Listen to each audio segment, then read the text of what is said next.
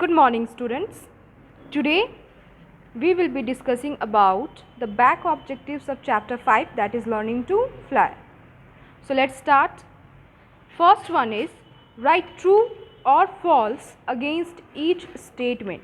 ये जो चारों स्टेटमेंट है ये आपके स्टोरी से रिलेटेड हैं, तो जो आपने स्टोरी पढ़ी है उसके बेसिस पे आपको इन स्टेटमेंट्स के आगे ट्रू लिखना है या फॉल्स लिखना है. So first one is Peter came to the nursery window to see Wendy. Peter nursery window के पास Wendy को देखने आता था. It is false क्योंकि Peter nursery window के पास स्टोरी सुनने आता था. Next, Wendy was pleased to be asked to come to Neverland. या Wendy को जब नेवरलैंड जाने के लिए पूछता है पीटर पैन तो वो बहुत खुश होती है, प्लीज्ड हो जाती है. So it is true. Peter taught the children to fly by thinking wonderful thoughts. It is false. Why? क्योंकि बच्चे जो थे वो लड़ना कब सीखे, जब उनके ऊपर फेरी डस्ट स्प्रिंकल किया गया. So this would be false. Mr. and Mrs. Darling caught the children before they could fly away. False. Why? क्योंकि जब मिसेस डार्लिंग बच्चों के पकड़ने के लिए, उनको रोकने के लिए आते तब तक वो वहाँ से जा चुके होते, वो पीटर पैन के साथ स्काई में फ्लाई कर रहे होते हैं. So this would be false. Now next, use this organizer to summarize the story. Remember to use simple phrases. तो आपने स्टोरी में जो जो पढ़ा उसको समराइज करने के लिए ये एक ऑर्गेनाइज़र है. तो देखते हैं हमको इसमें कैसे कैसे हम इसको स्टोरी को समराइज कर सकते हैं इसके through. Let's start. Somebody who is the main character. तो स्टोरी का मेन कैरेक्टर क्या है? Peter Pan. Wanted. What did the character want. Story का जो मेन कैरेक्टर था वो क्या चाहता था? Peter Pan wanted Wendy to come to Neverland with him. Peter Pan Wendy को अपने साथ नेवरलैंड ले जाना चाहता था. Next, but what was the problem. क्या था प्रॉब्लम? पीटर पैन को वेंडी को अपने साथ नेवरलैंड ले जाने में क्या दिक्कत आ रही थी, क्या प्रॉब्लम आ रही थी? The problem was that Wendy didn't know to fly and she didn't want to get separated from her family. Problem ये था कि वेंडी को फ्लाई करने नहीं आता था और वो अपने फैमिली से सेपरेट भी नहीं होना चाहती थी, दूर भी नहीं होना चाहती थी. So how did they solve the problem? Peter solve this problem by teaching Wendy and her brothers to fly. Peter ने ये प्रॉब्लम वेंडी को और उसके भाइयों को फ्लाई करना, उड़ना सिखा करके सॉल्व कर दिया. Then what was the resolution to the story? क्या होता है फिर स्टोरी में? In the end, Wendy and her brothers fly along with Peter to Neverland. Story के एंड में वेंडी और उसके भाई पीटर के साथ नेवरलैंड चले जाते हैं उड़ के. Now let's move on to the next exercise. Match the words on the left, मतलब ये words, to a synonym in column A. इस कॉलम में जो सिनोनियम है इन वर्ड्स के उनसे मैच करना है इनको. And an antonym in column B, और इस कॉलम में जो एंटोनियम्स हैं, ऑपोजिट वर्ड्स हैं, उनसे मैच करना है. तो ये जो वर्ड्स यहाँ दिए हुए हैं इनको इस कॉलम में इनके सिनोनियम से मैच करना है और इस कॉलम में इनके एंटोनियम से मैच करना है. सिनोनियम means similar words and antonym means opposite words. So let's start. Slowly, इसका सिमिलर वर्ड क्या होगा इसमें? लेजीली. और इसका ऑपोजिट वर्ड क्या होगा स्लोली का? क्विकली. Next, excitedly. एक्साइटेडली का सिमिलर वर्ड क्या है? इंथुजियास्टिकली. और इसका ऑपोजिट वर्ड क्या हो जाएगा? इनडिफरेंटली. Next, boldly. बोल्डली का सिमिलर वर्ड क्या है इसमें? ब्रेवली. और इसका ऑपोजिट वर्ड क्या हो जाएगा? फियरफुल्ली. Next, happily. हैप्पीली का सिमिलर वर्ड क्या है इसमें? डिलाइटफुली. और इसका ऑपोजिट वर्ड क्या है? ग्लूमिली. Next, softly. सॉफ्टली का सिमिलर वर्ड क्या हो जाएगा? जेंटली. और opposite carelessly. So this exercise is also finished. Now let's move on to the next one. Here, list these adverbs of frequency in order from least often to most often. So before I teach you this exercise, ये हम आपको पढ़ाएं, इससे पहले ये जानना जरूरी कि adverb of frequency होते क्या हैं.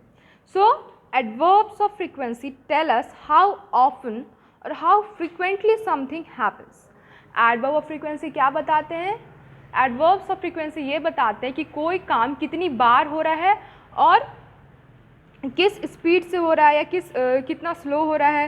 Okay, so adverb of frequency tell us the amount of time a work is repeated. Now इसमें क्या करना है? एडवर्ब ऑफ फ्रीक्वेंसी को उस फॉर्म में अरेंज करना है, उस ऑर्डर में अरेंज करना है from least often to most often, सबसे कम से सबसे ज़्यादा में अरेंज करना है। इसमें हमें क्या करना है, जो जिस वर्ड का मतलब होता है सबसे कम बार, उसको सबसे पहले रखना है, और जिस वर्ड का मतलब होता है सबसे ज़्यादा बार, उसको सबसे लास्ट में रखना है, from least often to most often. First क्या होगा इसमें, वन क्या है, नेवर, क्यों, क्योंकि नेवर का मतलब होता है कभी नहीं। नेक्स्ट क्या हो जाएगा, सेल्डम या रेयरली, मतलब बहुत दिनों में एक बार, ओके, मतलब बहुत कम। नेक्स्ट ये हो जाएगा। फिर थर्ड है समटाइम्स, क्यों, क्योंकि समटाइम्स का मतलब होता है कभी कभी।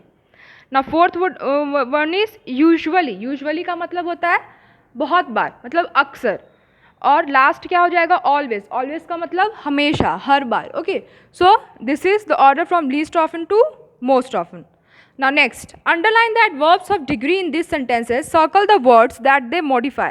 So before you finish this exercise, it is important to know what are adverbs of degree. So adverbs of degree are adverbs, words that modify verbs or other adjectives and adverbs that tell us about the degree of intensity of something. Adverbs of degree are usually placed before the words they modify. Adverbs of degree क्या बताते हैं, intensity of something, किस हद तक कुछ काम हो रहा है, उसकी किसी काम के होने की हद, इंटेंसिटी जो वर्ड्स बताते हैं उनको हम एडवर्ब्स बोलते हैं। और ये हमेशा उस वर्ड के आगे यूज़ होते हैं जिसको ये मॉडिफाई कर रहे हैं, जिसकी ये विशेषता बढ़ा रहे हैं, जिस भी वर्ब की विशेषता बढ़ा रहे होते हैं, जिस भी वर्ब को मॉडिफाई कर रहे होते हैं, डिस्क्राइब कर रहे होते हैं, उस वर्ब के आगे प्लेस होते हैं। So now let's come again back to the exercise. Underline the adverb of degree in these sentences. Circle the words that they modify. First, it is quite clear that it will rain today. तो इसमें verb क्या है, clear, और इसको modify क्या कर रहा है, quite. So quite would be the adverb, और clear क्या है यहाँ पे, the verb, the word जिसको quite modify कर रहा है. So we will circle the word clear and underline the word quite. Next, I am almost certain that I left my English book at home. certain को हम circle करेंगे क्योंकि ये word है जिसको मॉडिफाई कर रहा है एडवर्ब ऑलमोस्ट. ऑलमोस्ट को हम अंडरलाइन करेंगे. The sums in this book are not hard enough for me. यहाँ पे एडवर्ब क्या है, enough, और the word which is being modified is hard. hard को सर्कल करेंगे, enough को अंडरलाइन.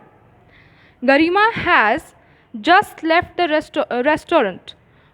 यहाँ पे वर्ड कौन है जो मॉडिफाई हो रहा है, लेफ्ट. इसको हम सर्कल करेंगे, और एडवर्ब क्या है, जस्ट. इसको हम अंडरलाइन करेंगे. Father is too sick to take me to the museum today. यहाँ पे एडवर्ब क्या है, एडवर्ब ऑफ डिग्री क्या है, टू. इसको अंडरलाइन करेंगे, और वर्ड जो मॉडिफाई हो रहा है वो है सिक. इसको हम सर्कल करेंगे. Now choose the most appropriate option to complete the following sentences. जो ऑप्शंस दिए हुए हैं उनमें से अप्रोप्रिएट ऑप्शन को चूज करना है और यहाँ पे फिल करना है. First, Rahil is a dash great student. क्या होगा, very. Will filling here with very. Next, Shilpa is dash kind to everyone. क्या होगा, रियली. यहाँ पे हम क्या फिल करेंगे, really. Next, the fuel prices are dash high, too high. We'll be selecting 2 and be filling here with 2. Next, it was dash cold this morning. क्या होगा, rather. We'll be filling here with rather. Next, Miss Sahu has fallen dash ill. क्या होता है, very ill या much ill, very ill. We'll be filling here with very. So that's all for today. I hope you all have understood all the back objectives of chapter 5, learning to fly. Thank you.